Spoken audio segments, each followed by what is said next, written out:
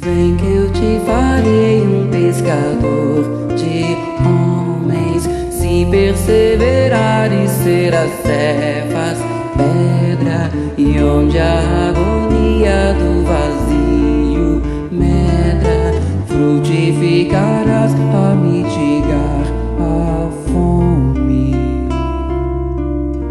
Quero ir contigo, mas receio as águas. Temo afundar enquanto vais andando. Se no horto já pressentes tuas chagas, eu, Tiago e João ao chão em sono.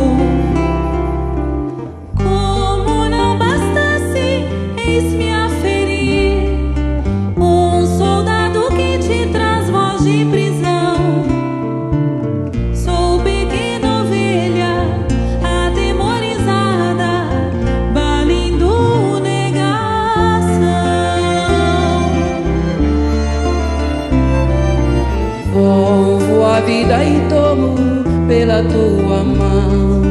Crê, te levarei onde não queiras ir.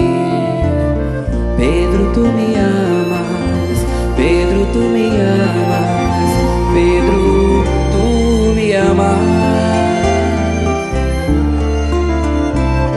E tu que és a rocha, constrói a minha casa no coração do irmão.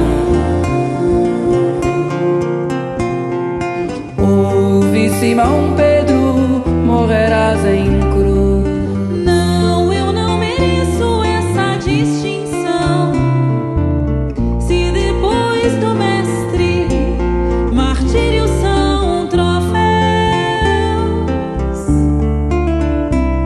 e as mãos que ele tocou, os pés que ele lavou, apontarão os céus.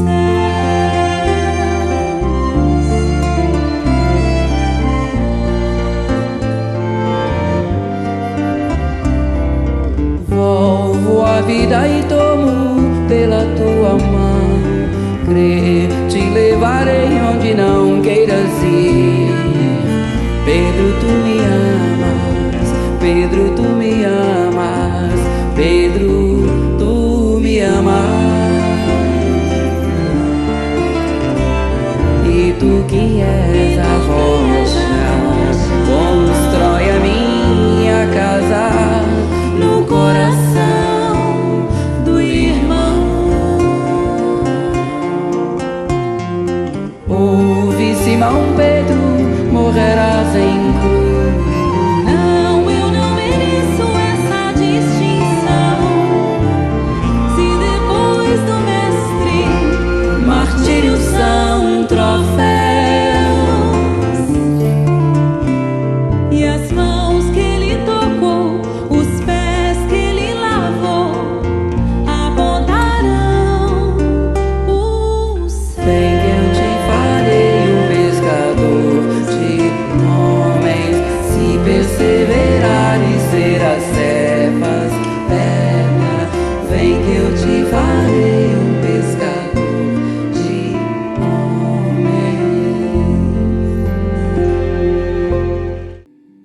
Amado Mestre Jesus, queridos companheiros do plano espiritual, nós agradecemos mais uma oportunidade de encontro, um encontro entre amigos, que possamos sair daqui mais fortalecidos para os desafios do dia a dia, que possamos nos conectar neste momento com todo o ensinamento da doutrina espírita, do Evangelho de Jesus, e que as boas vibrações que aqui forem distribuídas possam ser compartilhadas também com todos os nossos familiares, aqueles que não puderam estar presentes hoje, enfim, mesmo aqueles que não conhecemos, encarnados ou desencarnados, que precisam muito deste amparo.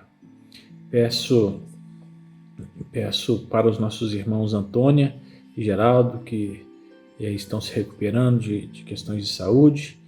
Esperamos que eles se recuperem em breve. E pedindo por eles, pedimos também por todos aqueles que não temos conhecimento, mas também que precisam desse amparo, seja ele físico, espiritual ou emocional. Pedimos assim a permissão para iniciar essa reunião de hoje, com essa certeza de que Deus nunca nos desampara, sempre está conosco, nos abençoando nas nossas escolhas. Muito obrigado, Senhor. Boa noite, meus amigos, minhas amigas. Boa noite, bom dia, boa tarde, para quem está assistindo em outros horários também. É com muita alegria que a gente dá início a mais uma reunião pública da Associação Espírita André Luiz. Hoje, que é dia 12 de maio, deixa eu conferir. Exato, 12 de maio de 2022. Eu estou gravando esse estúdio, hoje não estou ao vivo, estou gravando um pouquinho mais cedo para poder organizar outras coisas também que coincidiram com o horário da reunião. Mas, de toda forma, mando um abraço para todos que estão aí no chat, online, ou que também não estão no chat, mas que estão assistindo em casa. Enfim, muito obrigado pela presença, pelo suporte ao trabalho, pela sustentação do trabalho. Hoje nós teremos 2 estudos. O primeiro estudo será com a Raquel e o segundo momento será com o Luiz. Raquel dará continuidade ao estudo do livro Palavras de Vida Eterna e Luiz do Livro dos Espíritos. Então, vamos que vamos. O primeiro momento tem 10 minutos e o segundo 30 minutos na sequência, tá bom? Alguns recados, estamos atendendo presencialmente nas segundas e nos domingos, das 19 às 20 horas. E também temos a campanha do Quilo, que vai ter agora no próximo dia, hoje é 12, no próximo domingo.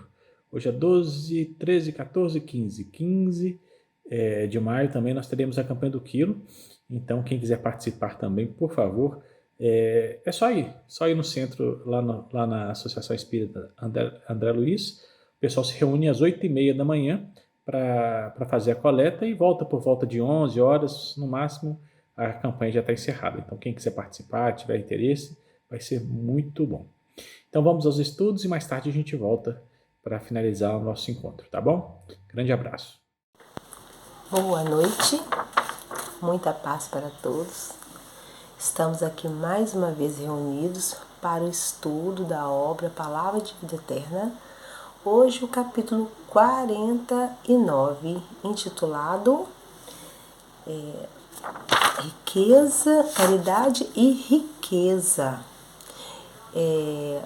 Sempre, o apóstolo Paulo trazendo para a gente uma passagem hoje de Efésios, capítulo 2, versículo 10. Pois somos a feitura dele, criados em Jesus Cristo para boas obras. Ou seja, somos a feitura dele. De quem? Do nosso Pai. Então, os textos nos trazem a orientação, que somos feitos à imagem e semelhança de nosso Pai. Mas quem está mais próximo de nós, nos auxiliando no nosso crescimento, nos auxiliando no nosso aprendizado? Jesus. E ele diz, criados em Jesus Cristo para boas obras. Ou seja, Jesus, o modelo, o mestre, que vem exemplificar para todos nós, através de suas ações, quando ele aqui esteve encarnado, deixando para a gente esse marco da potencialidade do nosso espírito. Ou seja, ele já mesmo nos disse, aquilo que faço, também podereis fazer. E o texto começa nos dizendo, se acreditas que apenas o ouro é base corretia da caridade, lembra-te de que Jesus, que enriqueceu a terra, sem possuir uma pedra onde repousar a cabeça, descerrando o próprio coração, ei-lo a espalhar os bens imarcessíveis do Espírito. Mostrando para todos nós, que Jesus não tinha dinheiro, não tinha propriedade, Jesus tinha tem aquela luz, né? Aquele coração puro, aquele sentimento verdadeiro.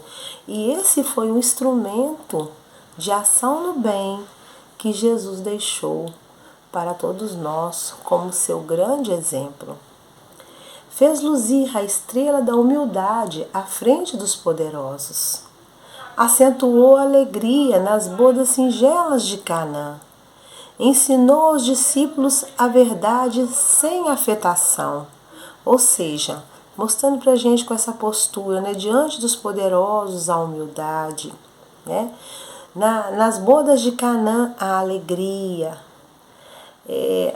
a sinceridade, a pureza nos ensinamentos para com os discípulos, ou seja, sentimentos verdadeiros, fluídos, né, de um coração com muito amor. É isso que basta, o amor. Deus deu assistência aos enfermos, forneceu coragem aos desalentados, ministrou consolação aos aflitos, imprimiu visão nova aos olhos de Madalena, né?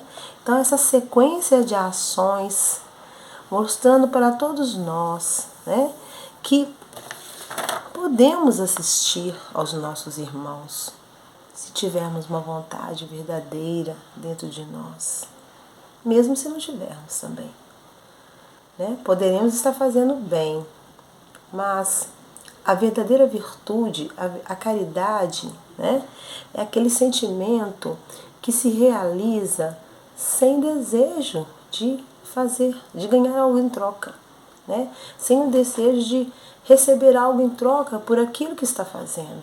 É o desinteresse total, né? Então, esse sentimento, ele faz com que possamos realizar muito mais do que imaginamos, à medida que nós vamos conseguindo aprender, né, e realizar algo, ou seja, o bem pelo bem, como nos é trazido o texto do Evangelho, não é mesmo? O exemplo de Madalena naquele momento do julgamento, que ela foi ali, né, aquele momento difícil da vida dela, mas que foi um momento de despertamento também da própria Madalena para uma vida nova, né? Para começar de novo, sendo alguém muito melhor. Essa oportunidade que Jesus proporcionou a ela. Zaqueu, o grande exemplo de Zaqueu, né? Zaqueu, aquela pessoa que estava ali tão discriminada pela sociedade, pela função que tinha de cobrador de impostos, o que era extremamente inaceitável para a sociedade do seu tempo, mas Jesus enxergava Zaqueu. Jesus via, além dos olhos de Zaqueu, a potencialidade daquele espírito e aquela vontade. Jesus via que Zaqueu estava pronto para ser alguém melhor, né? E deu a ele essa oportunidade de deixar brilhar a sua luz. Jesus deu a ele a oportunidade de deixar brilhar a sua luz e ele aproveitou muito bem, não é?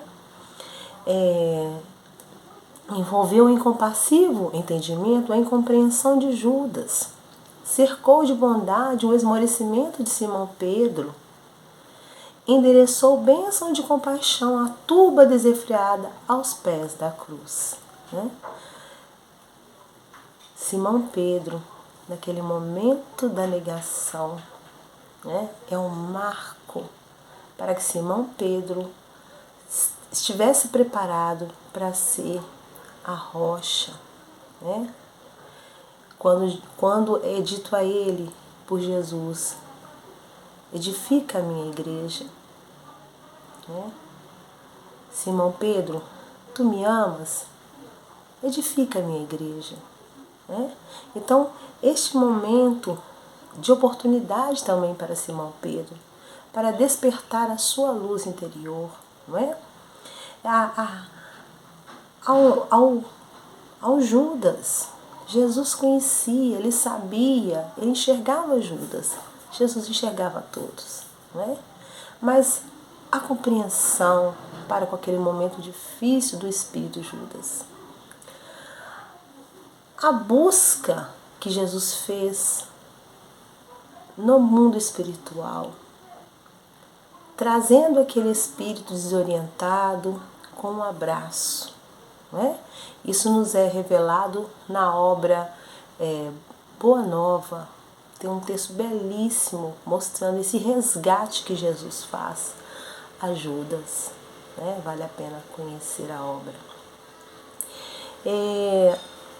A compaixão para com aquele povo ignorante que estava ali o julgando, o ferindo, né?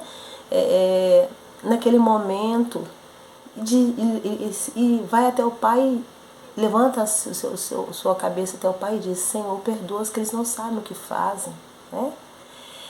Então, uma série de exemplos nos mostrando, né, que não é necessário ter para realizar coisas materiais. É necessário ter muito amor no coração. É disso que o texto está nos orientando. Recorda, pois, que também podes distribuir das riquezas que fluem de ti próprio, cuja aquisição é inacessível à moeda comum. Está aqui, né? Todos nós podemos fazer, todos nós podemos realizar, todos nós temos a oportunidade de fazer, porque somos chamados a fazer o bem, né? Todos somos chamados. Oferece aprovação e estímulo ao bem, apoio e conforto à dor, estende ternura e simpatia, concurso e fraternidade, espalha compreensão e esperança entre aqueles com quem convives e recebe com gentileza e bondade aqueles que te procuram. Ou seja, tudo isso são valores que nós podemos distribuir e que são extremamente necessários para a caminhada de todos nós com espíritos imortais, necessitados de compreensão, de amor, né, de entendimento. São o que nós podemos ofertar. Não aguardes sobras na bolsa para atender aos planos da caridade. Lembra-te de que o amor é inesgotável na fonte do coração e de que Jesus ainda hoje, com Deus e com amor, vem multiplicando dia a dia os eternos tesouros da humanidade. Ou seja, o Mestre permanece conosco, nos ensinando, zelando por nós. E deixou aqui todos os seus exemplos de luz para que nós possamos ir aprendendo, para que nós possamos ir realizando aos poucos em nós. Mas é preciso que tudo isso vá de encontro ao outro, não é? A riqueza que há dentro de nós, ela é muito maior do que qualquer dinheiro, qualquer valor monetário que existe na Terra. É a oportunidade de servir. Muita paz e uma ótima semana para todos nós, né? Que Jesus abençoe a todos. Boa noite a todos. Com muita alegria, nós estamos aqui hoje para dar continuidade ao estudo da Lei do Progresso. Hoje o tema é Civilização, vai das questões 790 a 793 do Livro dos Espíritos. Mas antes de entrar nas questões propriamente ditas, nós vamos falar um pouco sobre o conceito de civilização. Segundo essa informação que a gente pegou na Wikipedia, é um complexo conceito de antropologia e história. Numa perspectiva evolucionista, é o estágio mais avançado de determinada sociedade humana, caracterizada basicamente pela sua fixação ao solo mediante construção de cidades, daí derivado do latim civita, que significa cidade, e civive, ou civil, o seu habitante. A Wikipedia nos fala ainda que a civilização passa pelos estágios de selvageria, né, quando o homem é coletor-caçador, pelo estágio de barbárie também, quando ele é agricultor, pastor, até chegar nesse estágio em que ele constrói cidades e ele se mantém por meio de outras atividades. E é interessante observar que muitos filósofos fazem ressalvas a essa ideia de civilização. Eles têm a ideia de que o homem era mais feliz, mais ajustado, né? No estado natural, no estado inicial. Kardec até aborda isso no início de capítulo da Lei do Progresso, quando ele define o estado natural, né? E, ao pesquisar, né, usando essa grande enciclopédia que a gente tem à nossa disposição na atualidade, que é a internet, o principal crítico que a gente encontrou de peso, de nome conhecido, foi ninguém menos do que Jean-Jacques Rousseau, o iluminista, né? Então, ele acreditava nisso que a gente acabou de dizer, né, que a civilização, o progresso acabam induzindo o homem a certos comportamentos que distanciam ele da natureza dele, que o corrompem, né? Mas encontramos um artigo aí também na internet, na verdade é um artigo publicado numa revista lá de uma universidade do Paraná, né, a UniOeste, né, cuja referência está aí no rodapé do slide. Esse artigo traz algumas considerações interessantes que a gente vai compartilhar com vocês aqui. Rousseau fazia parte de uma longa tradição de pensadores que compreenderam a mudança histórica sob o signo do declínio, uma tradição que, em pleno século XVIII, mantinha-se com muita força nos meios intelectuais. De modo que, ao pregar contra a degeneração humana verificada ao longo da história, Rousseau estava longe de ser uma voz solitária clamando no deserto. Porém, isto não levou o autor a condenar incondicionalmente a civilização e tudo o que ela representava. Então, uma pesquisa inicial, superficial, faz a gente pensar que o Rousseau era contra a civilização e que era talvez o único filósofo que se posicionava desse jeito, né? Então, a gente já vê de cara aí que isso foi uma tendência numa geração, talvez com ele como um dos nomes de maior destaque, mas que também ele não era contrário à ideia de civilização incondicionalmente, em qualquer condição, não, né? Vamos ver mais explicações nos próximos slides aqui. Rousseau era inimigo da civilização, mas apenas do tipo de civilização que sufocava a voz da natureza nos corações humanos e que fazia da desigualdade sua condição de existência. Então, ele refletia, debatia muito a questão do direito de propriedade, a preocupação do homem com a posse, né? E das coisas que afastavam o homem do estado natural, em que ele compartilhava mais as meios de subsistência, né? O Rousseau teve um livro chamado A Nova Heloísa, em que ele idealiza uma cidade chamada Clarens. Dizem os estudiosos que ele opõe essa cidade à análise que ele fazia de Paris, né, da polidez superficial, hipócrita em alguns pontos, da sociedade parisiense. Então, essa Clarens, nesse romance A Nova Heloísa, é descrita como um verdadeiro paraíso projetado para promover o retorno à natureza, não em sua forma primitiva, mas por meio de uma ordem comunitária na qual os laços afetivos e morais que ligam os indivíduos estimulam a transparência dos sentimentos, a plena sinceridade, e a organização econômica possibilita, tanto quanto possível, a imediatez no domínio da subsistência. A sociedade íntima, governada pela personagem Júlia, representa, pois, uma pequena síntese de natureza e civilização que Rousseau produziu para conciliar, via literatura, esses dois estados opostos em uma forma superior de existência social.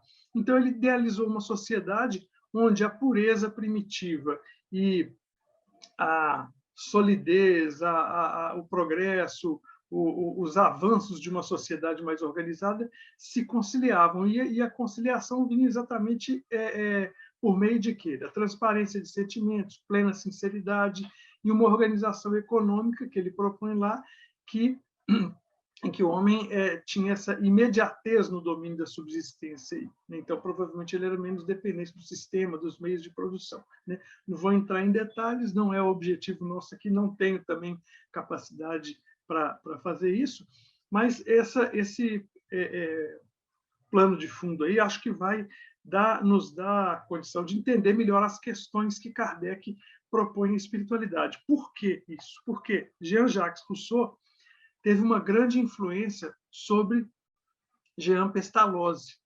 E nós sabemos que Jean Pestalozzi foi professor de Allan Kardec. Na infância, na adolescência, juventude de Kardec, Kardec estudou na Suíça, no Instituto de Verdun, onde Pestalozzi era o professor, o dono do instituto, o fundador, né? Onde a filosofia de Pestalozzi, filosofia educativa, vigorava ali naquela instituição.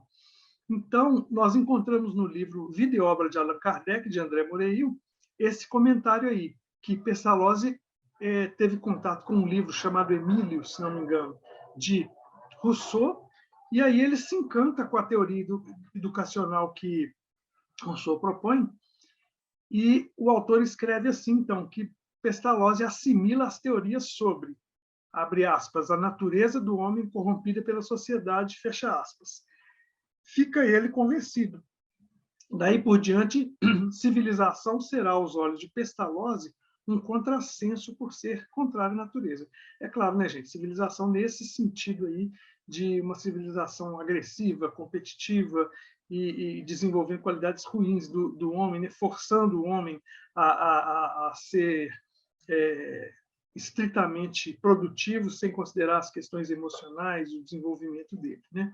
A ênfase educativa será posta sobre a espontaneidade natural do ser humano, que convém preservar contra a corrupção social.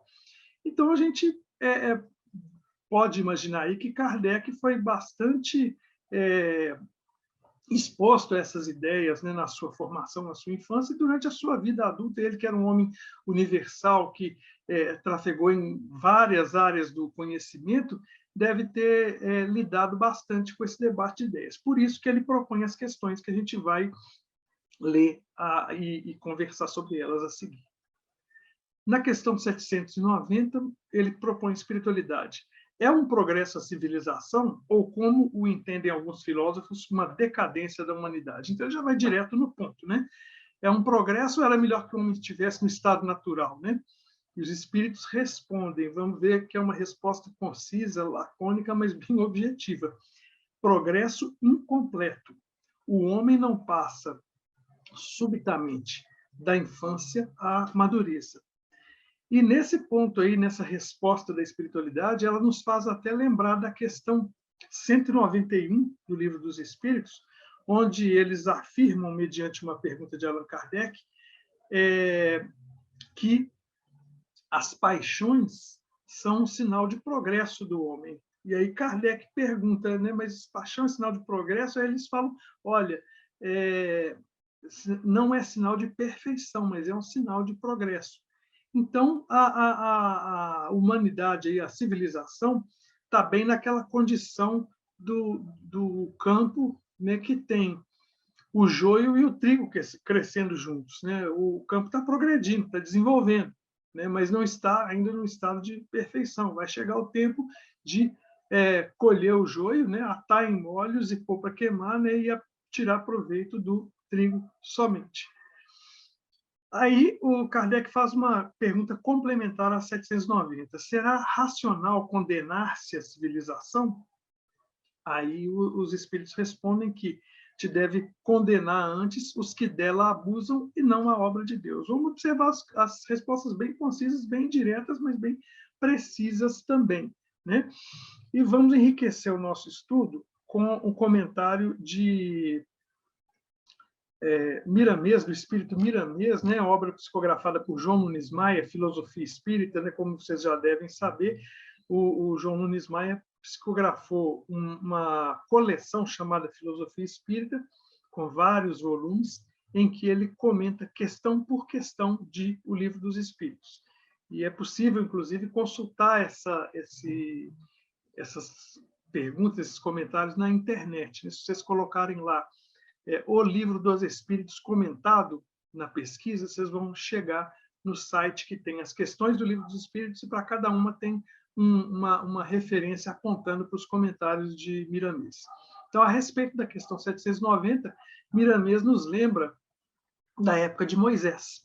Nos primórdios da civilização, há quase 4.000 anos, Moisés manda, pela dureza dos corações dos homens, por eles não entenderem de outra forma, aplicar a justiça nos perseguidores e apedrejar as mulheres adúlteras.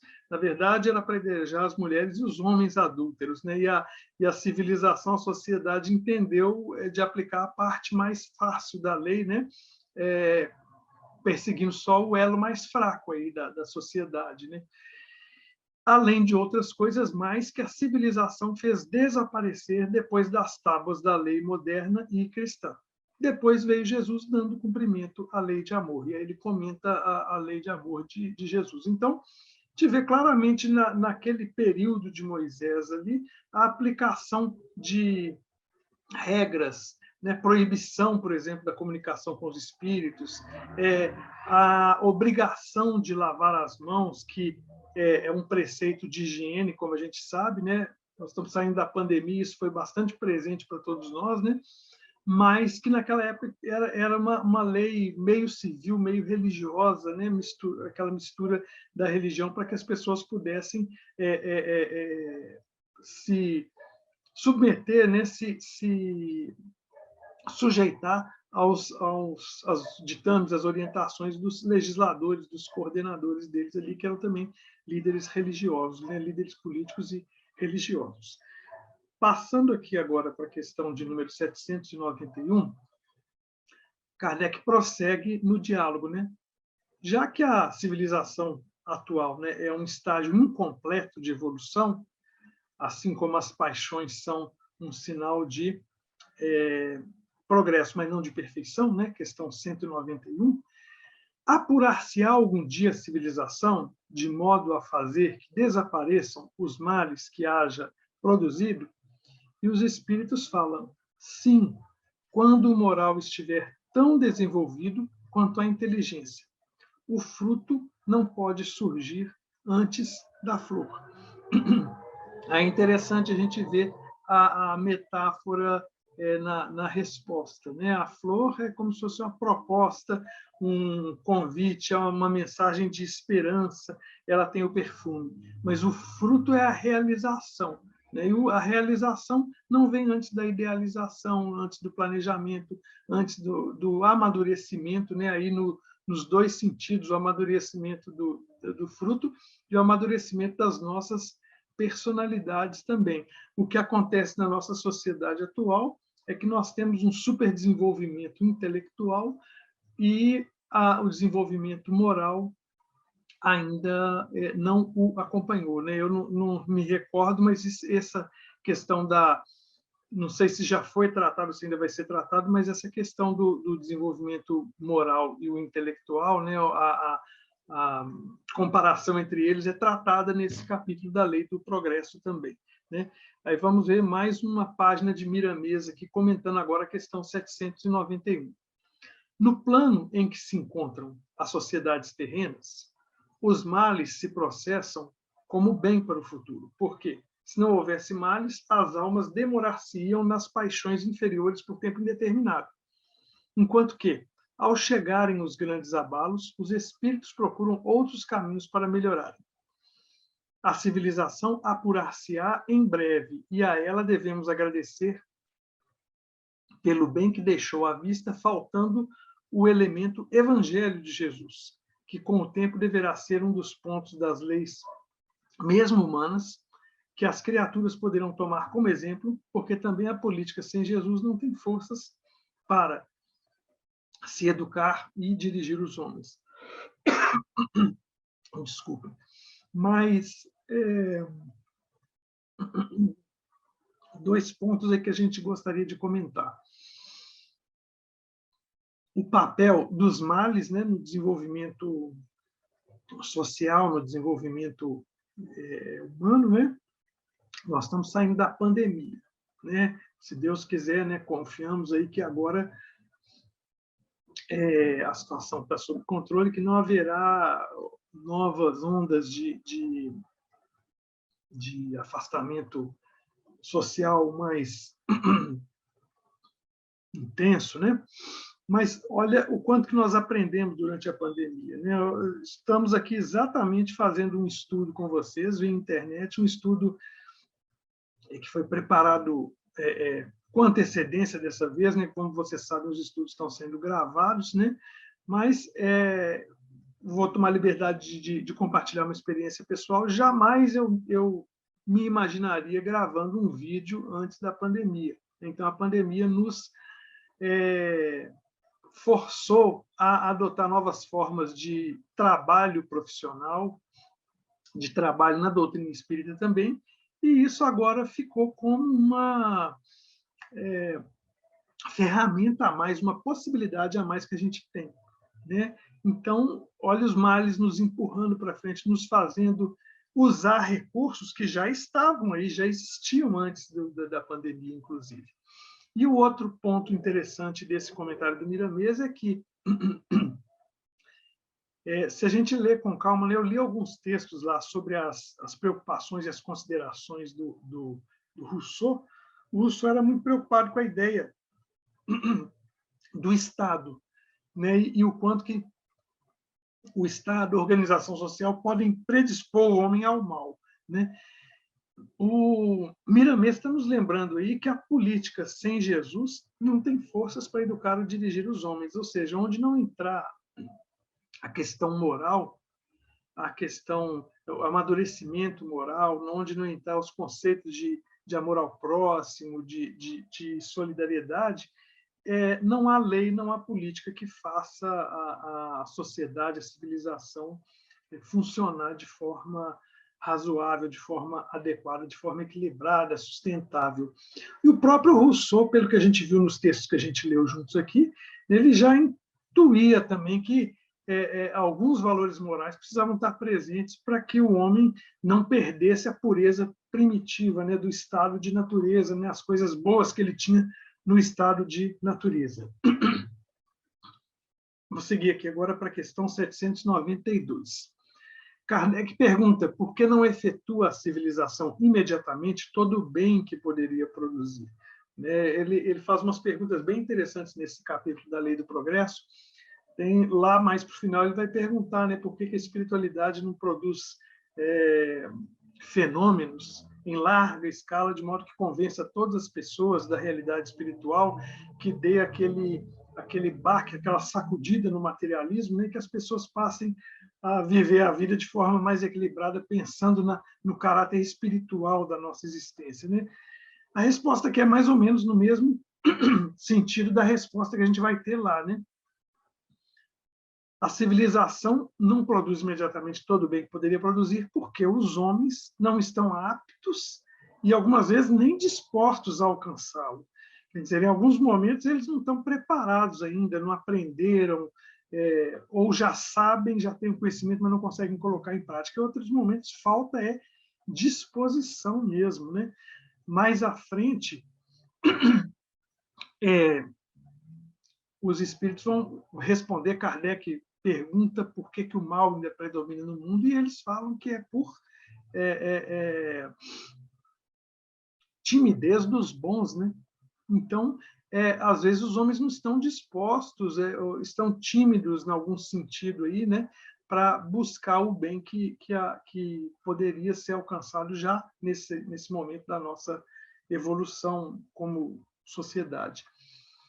Kardec emenda outra questão. Não será também porque, criando novas necessidades, a civilização, a sociedade suscita, provoca paixões novas? Os espíritos concordam, mas acrescentam, e ainda porque não progridem simultaneamente todas as faculdades do espírito. Tempo é preciso para tudo. De uma civilização incompleta não podeis esperar frutos perfeitos. E, de novo, vem à nossa mente aí a imagem do joio e do trigo, né? Então, é preciso dar tempo ao homem, é preciso que ele sofra pela lei normal, né? Cada um colhe os frutos do que planta, a cada um segundo suas obras. É preciso que ele sofra, então, com as consequências das suas limitações, das suas escolhas erradas, né, das suas escolhas ruins, para que ele compreenda que a felicidade dele não está nas coisas imediatas, não está nas coisas materiais também. Então, aí nós vamos amadurecer como indivíduos e, como indivíduos amadurecendo, a coletividade vai estar mais pura, né? Eu sempre gosto de citar um trecho lá do capítulo 7 ou 8 do Evangelho segundo o Espiritismo, não me recordo agora, aquele trecho que fala sobre obediência e resignação, em que ele define a atividade coletiva, né, que prova a elevação de uma época. Você tem os gênios, tanto do ponto de vista intelectual quanto do ponto de vista moral, que se elevam acima da multidão e enxergam os horizontes e abrem, descortinam esses horizontes para a multidão. Mas o que prova a elevação de uma época é a atividade coletiva. Então, quanto nós não progredirmos individualmente, coletivamente o nosso resultado vai ficar de acordo com a média das nossas qualidades, né? Vamos aqui para a questão 793, já concluindo essa sequência de perguntas. Por que indícios se pode reconhecer uma civilização completa, já que a nossa civilização está incompleta ainda? Então, os espíritos respondem: reconhecê-la-eis pelo desenvolvimento moral. Credes que estáis muito adiantados, porque tendes feito grandes descobertas e obtido maravilhosas invenções. Notem que essa resposta é de 1857, quando foi publicado o Livro dos Espíritos, né? Um pouco antes, talvez, mas é dessa época. Então, se naquela época já tínhamos feito grandes descobertas e maravilhosas invenções, né? E de lá para cá, né? O intelectual realmente está dando um show. Então, falta isso que os espíritos estão explicando aqui. Porque vos alojais e vestis melhor do que os selvagens. Todavia, não tereis verdadeiramente o direito de dizer-vos civilizados, senão quando de vossa sociedade houverdes banido os vícios que a desonram, e quando viverdes como irmãos, praticando a caridade cristã. Até então, sereis apenas povos esclarecidos, que hão percorrido a primeira fase da civilização. Então, quando a gente nota até o mundo hoje, né, atônito, preocupado com esse conflito que nós estamos assistindo lá entre Rússia e Ucrânia, esse desentendimento, essa desinteligência entre as nações, a gente não pode senão dar razão à espiritualidade. Somos povos esclarecidos, mas ainda tem algo a avançar, né? Queremos contribuir para o fim do conflito Rússia-Ucrânia, então vamos fazer a nossa parte, fazer nossas preces, mas vamos cuidar dos conflitos individuais, né, dos conflitos íntimos nossos, cuidar do bom relacionamento com as pessoas, desenvolver comunicação não violenta, pesquisem aí na internet comunicação não violenta, leiam, procurem refletir sobre isso, né? Eu também vou procurar fazer isso, é um tema muito interessante. Vamos pacificar as nossas relações à nossa volta, que isso vai chegar ao domínio das nações também. Eu não coloquei no slide, mas vou dar uma lida aqui, porque, como de hábito Kardec faz algumas vezes, ele redige um comentário que resume várias ideias importantes desse trecho de questões. Inclusive, ele dá aqui uma série de 11 requisitos para uma sociedade, uma civilização completa, uma civilização avançada, amadurecida. Como a gente sabe, os comentários de Kardec foram revisados pela espiritualidade. Então, Kardec fala assim: a civilização, como todas as coisas, apresenta gradações diversas. Uma civilização incompleta é um estado transitório, que gera males especiais, desconhecidos do estado do homem no estado primitivo. Desconhecidos do homem no estado primitivo. Nem por isso, entretanto, constitui menos um progresso natural, necessário, que traz consigo o remédio para o mal que causa. À medida que a civilização se aperfeiçoa, faz cessar alguns dos males que gerou, males desaparecerão todos com progresso moral, né? Ocorrem aqui 2 exemplos, né?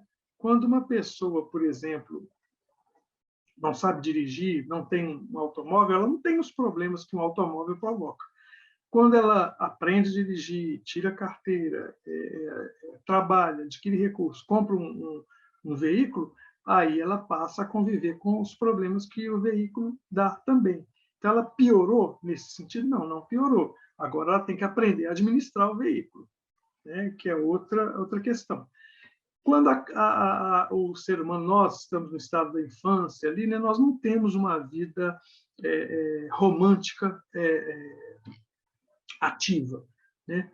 Quando passa pelo estado ali da adolescência e da juventude, a gente começa a se interessar pelo próximo, começa a ver o próximo romanticamente, e aí a gente adquire a capacidade de se relacionar nesse nível com as pessoas, né? de formar casais e tudo mais.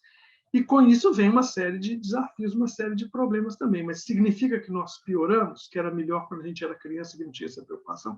Não, mas tem que administrar, aprender a lidar com as novas situações. Então, é isso que ele está comentando, mais ou menos, que a civilização evolui, adquire novas possibilidades e novos desafios, e que ela tem que aprender a lidar com eles, e que ela vai aprender, vai fazer cessar alguns dos males que gerou pelo mesmo progresso que levou ela até ali.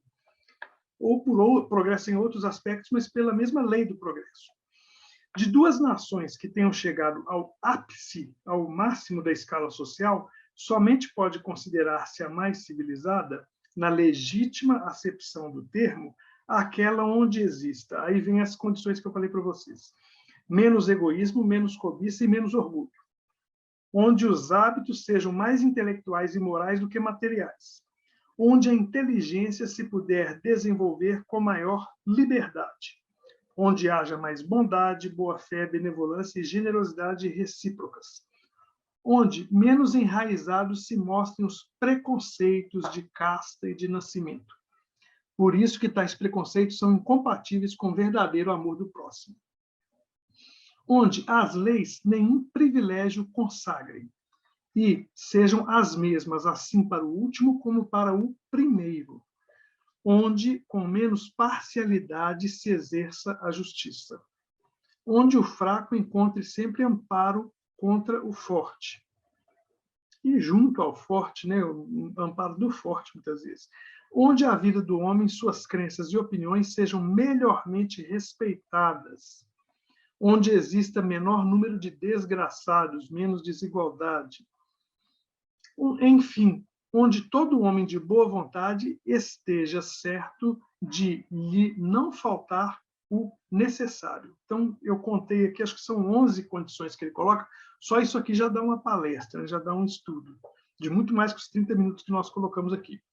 E o último comentário dele, onde todo homem de boa vontade esteja certo de lhe não faltar o necessário, me fez lembrar de Nosso Lar, né, o sistema social de Nosso Lar, que infelizmente não tive tempo de pesquisar no livro para trazer alguns aspectos aqui, pelo menos, mas é um estudo que a gente ainda gostaria de fazer, né, de ler o livro Nosso Lar, tendo atenção para os aspectos sociais, administrativos, até políticos da colônia espiritual.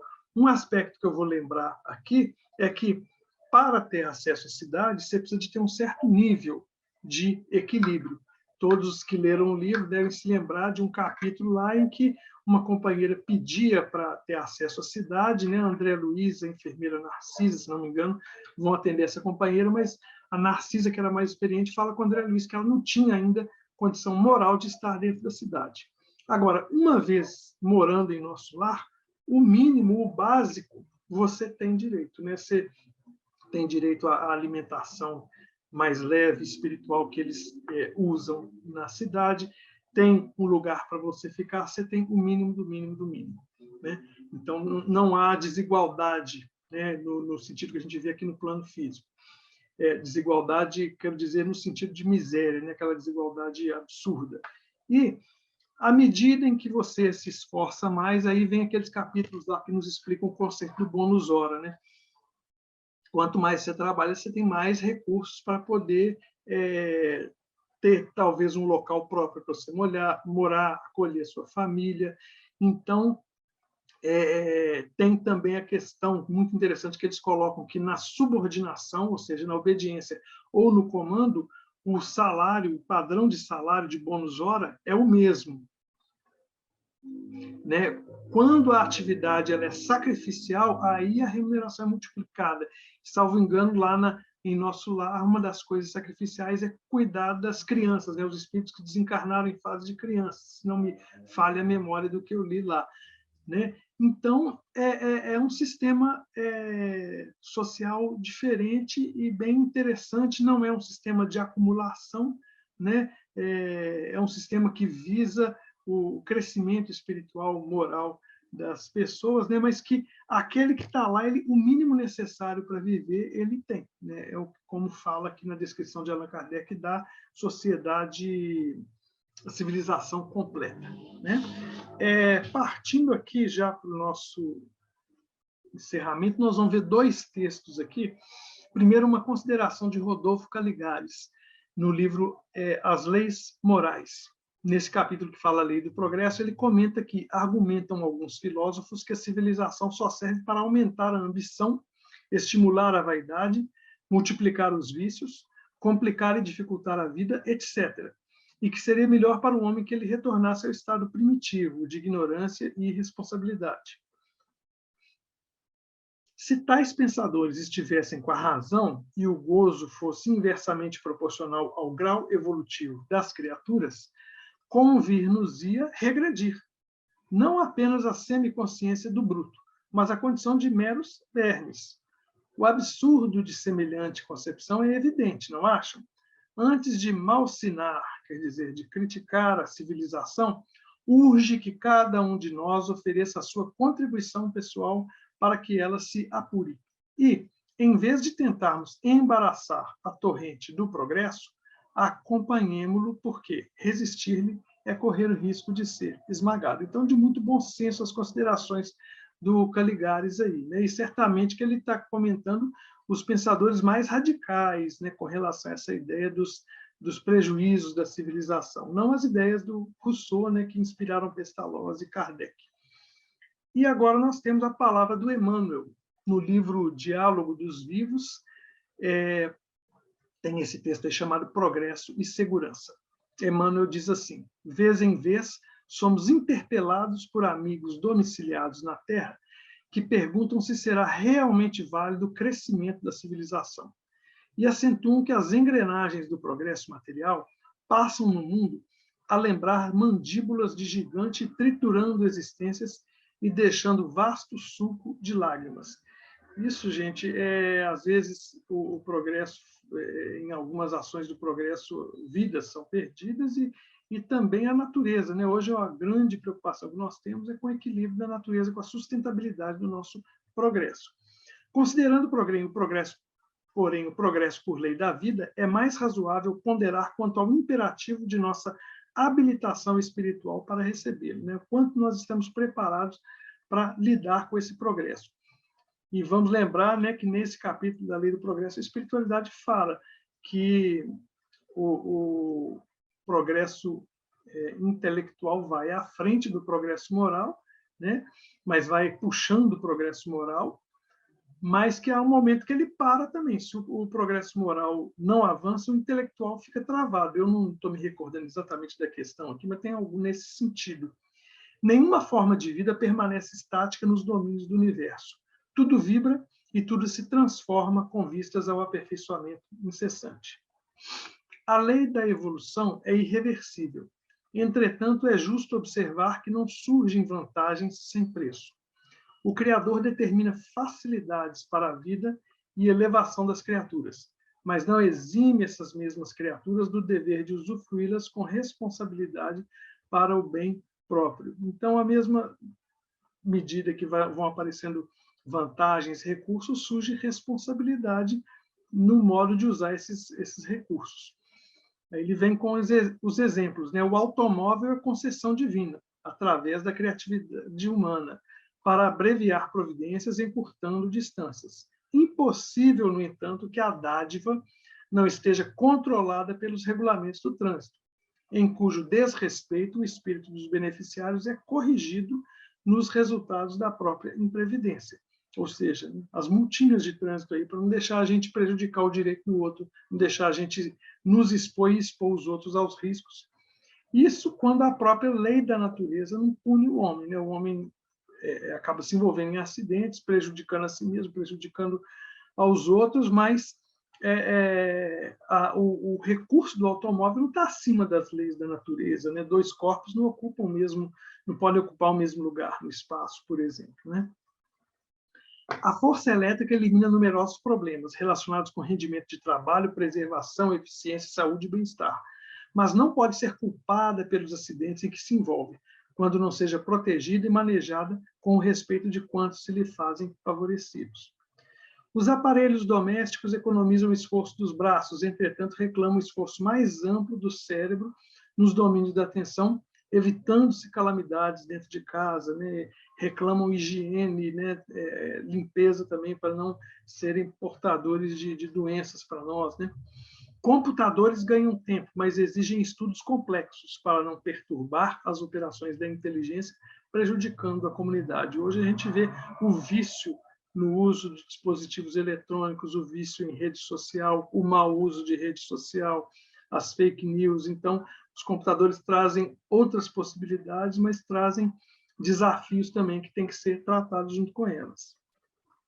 O conflito entre progresso e segurança não decorre da máquina, e sim do homem que a mobiliza, toda vez que se mostre sem a necessária conscientização para o trabalho.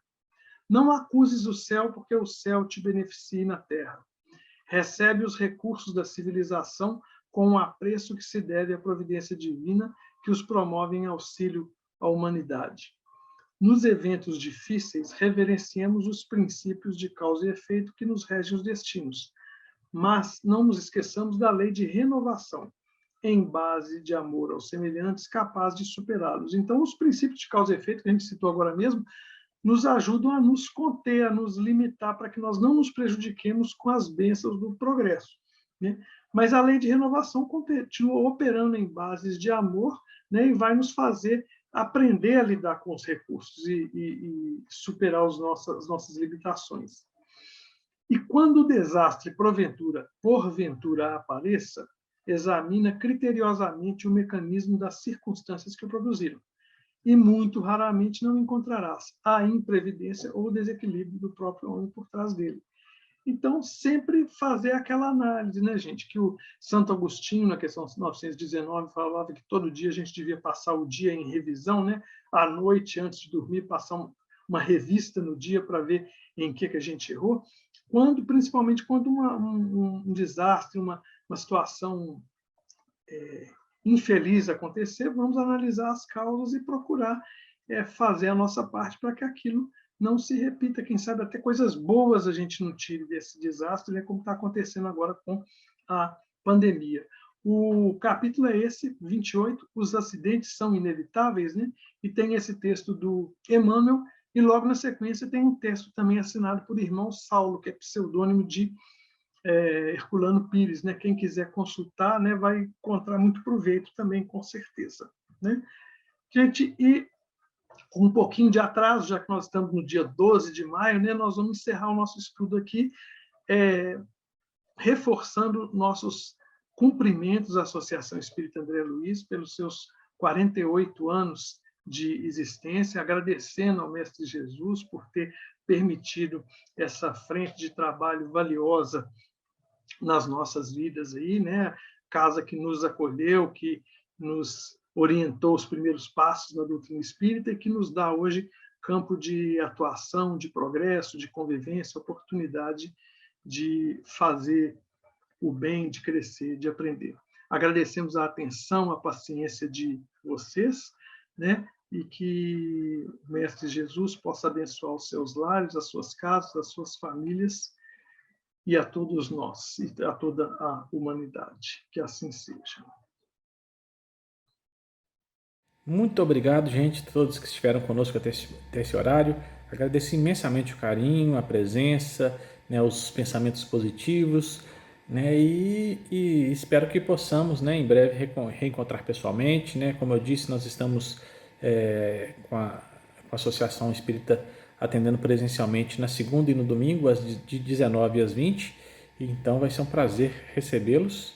E é isso. Agradeço a todos e até na próxima quinta-feira no formato digital. Abraço.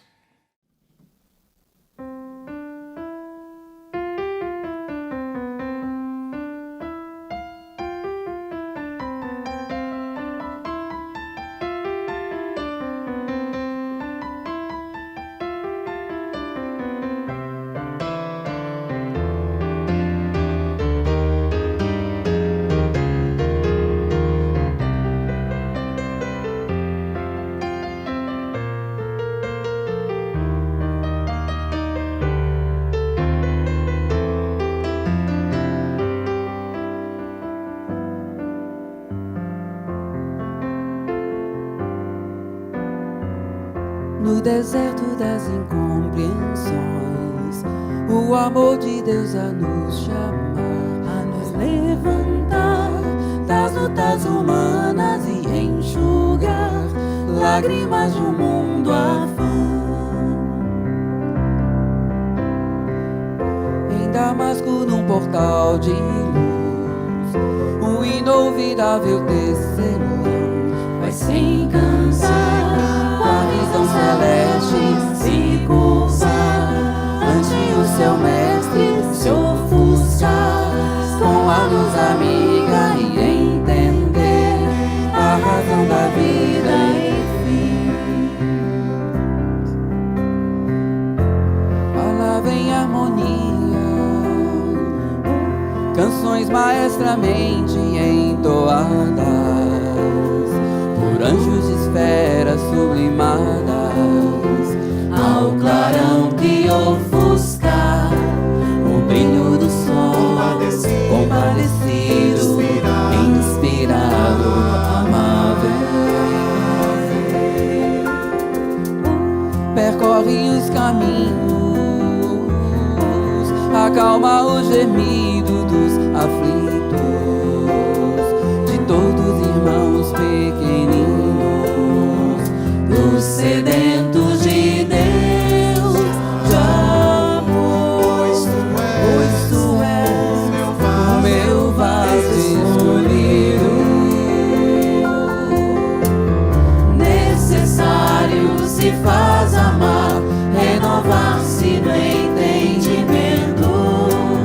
Necessário é trabalhar, ser fiel no pouco e no muito. Necessário é esperar, a esperança é companheira. Necessário é perdoar, o amor mais puro se doa.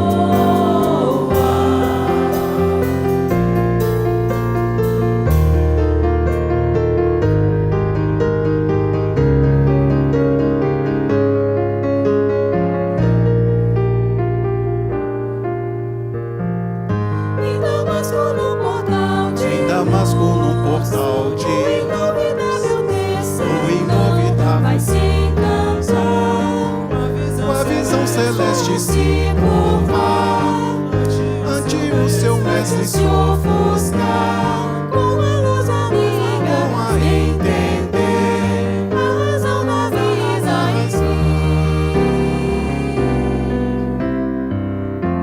Palavra em harmonia, canções maestramente entoadas por anjos de esferas sublimadas, ao clarão que ofusca o brilho do sol, compadecido, inspirado, amável.